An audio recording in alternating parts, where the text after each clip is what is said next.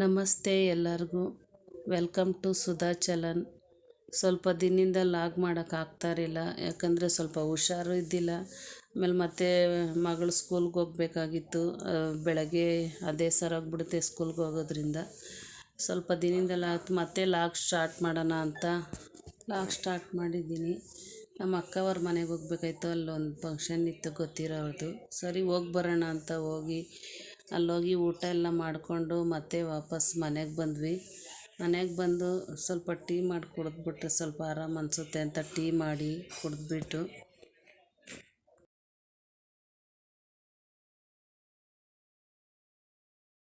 Pack ಹಾಕಿದ್ದೀವಿ.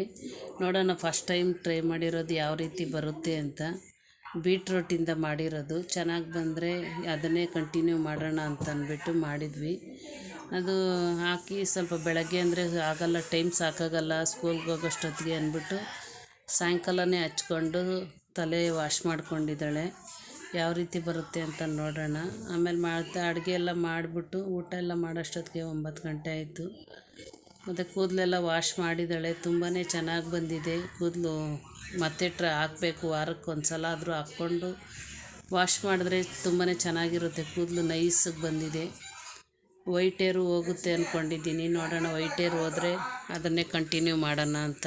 ಈ log ಇಷ್ಟ ಆದರೆ ಲೈಕ್ ಮಾಡಿ, ಶೇರ್ ಮಾಡಿ, ಸಬ್ಸ್ಕ್ರೈಬ್ ಮಾಡ್ಕೊಳ್ಳಿ. ಪ್ಲೀಸ್ ಸಪೋರ್ಟ್ ಮಾಡಿ.